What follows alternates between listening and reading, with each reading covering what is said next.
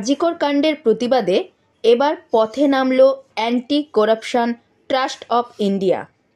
এদিন বর্তমান সময়কালের প্রতিবাদে মানুষের সাথে জাস্টিস ফর আরজিকর স্লোগানের মাধ্যমে কাঁচরাপাড়া স্টেশন রোড সংলগ্ন অঞ্চল থেকে শুরু করে কাঁচরাপাড়া গান্ধী রোড হয়ে আবারও কাঁচরাপাড়া স্টেশন সংলগ্ন নিজেদের অফিসে এসে শেষ হয় এই পদযাত্রা।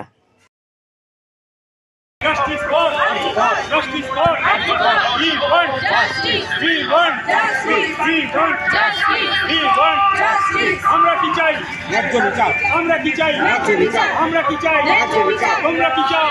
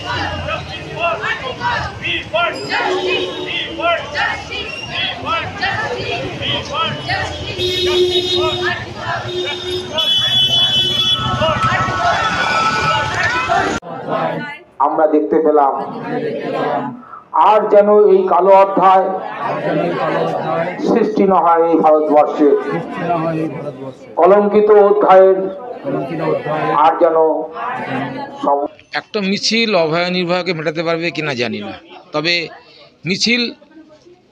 এই মিছিল অনেকটা বাসের ঝাঁকুনির মতো, অলরেডি ঝাঁকুনি শুরু হয়ে গেছে, সমাজের ঝাঁকুনি। বাস ভর্তি মানুষ যখন থাকেন, দাঁড়ানোর জায়গা পায় না, ড্রাইভার একটা শাটেল ব্রেক দেন, বাসটা একটু নড়ে ওঠে, বসার জায়গা হয়তো পান না, কিন্তু নড়ে চড়ে একটু দাঁড়ানোর সুযোগ পান। আমি মনে করি মানুষের এই মিছিল সমাজের একটা ঝাঁকুনি। দেখুন, বিচার ব্যবস্থার প্রতি আস্থা রেখেছে সারা ভারতবর্ষের মানুষ, বিচার ব্যবস্থার প্রতি কিন্তু আস্থাশীল। এই বিচার ব্যবস্থাটা যেন সঠিক হয় এবং প্রকৃতি নজরদারিতে হয়, তার জন্যই তো এই মিছিল। চাইছি যে এরকম কালো অধ্যায় পশ্চিমবঙ্গ তথা যেন ভারতবর্ষের বুকে আর না হয়। আবারও বলি যে কবির যে আক্ষেপ ছিল, কবিগুরু রবীন্দ্রনাথ ঠাকুরের বিচারের বাণী নিভিতে কাঁদে, এই আক্ষেপ মিটিয়ে দিতে পারে মানুষ, সুশীল সমাজ, নাগরিক, এবং তারই বহিঃপ্রকাশ মানুষ আজ পথে। রং তো লাগানো হচ্ছে, কিন্তু এখনও অবধি মানুষের যে প্রচেষ্টা, প্রত্যেক মানুষ যেভাবে পরিশ্রম করছে এবং পথে নামছে, তাতে মনে হয় না এই ব্যাপারটাকে চেপে দেওয়া যাবে। এটা আমার ব্যক্তিগত মতামত। স্বপন পাত্র, অ্যাকচুয়ালি ক্রাইম ডিটেকটিভ ওয়ার্ল্ডের চিফ ইনভেস্টিগেটর। দেখুন, ঘটনাটা খুবই দুঃখজনক এবং আমরা সবাই এখন রাস্তায় নেমেছি এই ঘটনার যাতে প্রকৃত দোষীদের দৃষ্টান্তমূলক শাস্তি হয়, সেটার জন্যে আমাদের কিন্তু প্রতিবাদটা এই জায়গাতেই। এবং আমরা চাইছি যে দেখুন, এইভাবে আমি জানি না, প্রতিবাদ করছি যদিও আমরা চাইছি যে শাস্তিটা হোক, দৃষ্টান্তমূলক শাস্তি হোক, যাতে অন্য কেউ আর এই ধরনের কিছু করার আগে 10 বার ভাবে যে এটা কি করতে যাচ্ছি।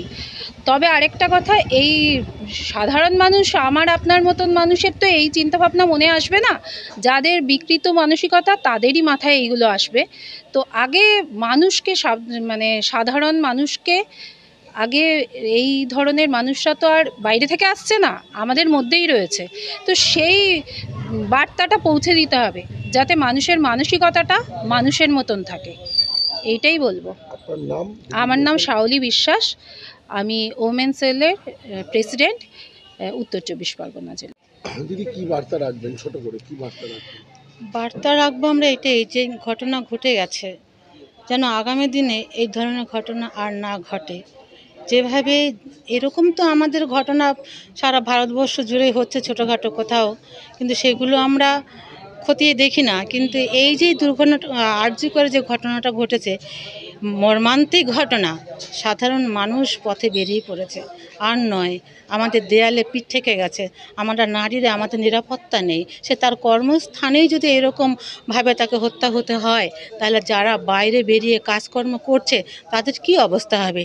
এই প্রতিবাদেই আমরা আজকে রাস্তায় নেমেছি, যাতে এই ধরনের আর মানে এই ধরনের দুর্নীতিমূলক কাজ যাতে আর না হয়, না ঘটে, এই দাবিতেই আমরা আজকে রাস্তায় নেমেছি।